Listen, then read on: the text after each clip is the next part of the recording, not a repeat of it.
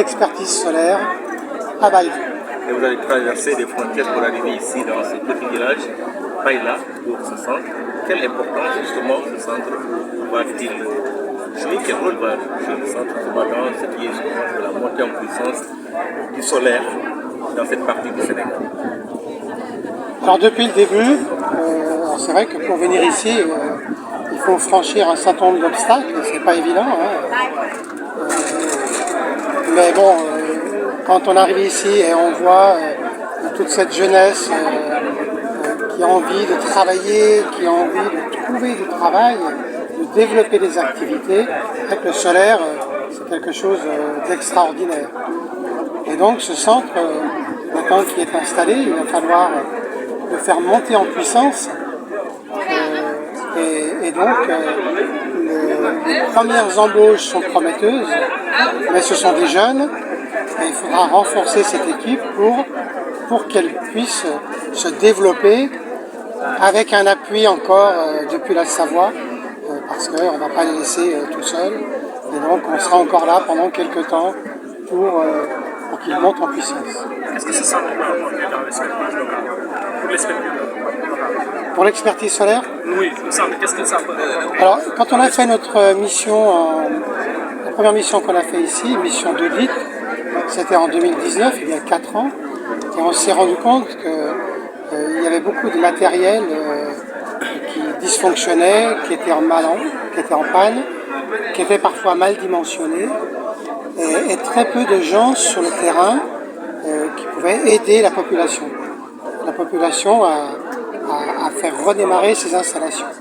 On a découvert des installations solaires, du maraîchage, même des panneaux solaires qui font de l'éclairage public, en panne depuis, pour certains, de nombreuses années.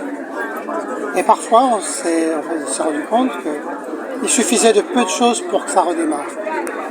D'où est venue cette idée, suite à cette mission, de proposer un centre d'expertise avec une expertise locale.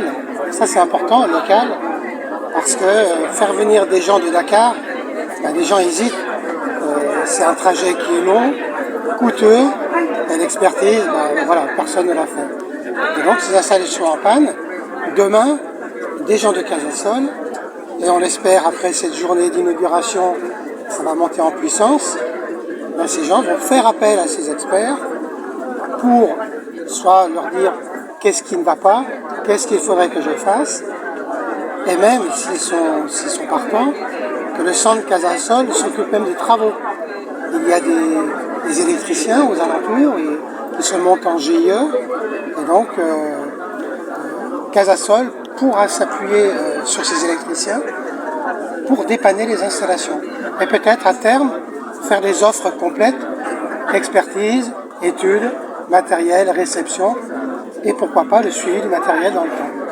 Parce que c'est en pleine expansion, il y a beaucoup de matériel qui nous arrive en Afrique, et souvent on ne sait pas que c'est la bonne qualité au bout de 6 mois. Est-ce que ce centre est outillé pour détecter le bon matériel? Un des objectifs du centre sera de sélectionner des matériels qui arrivent.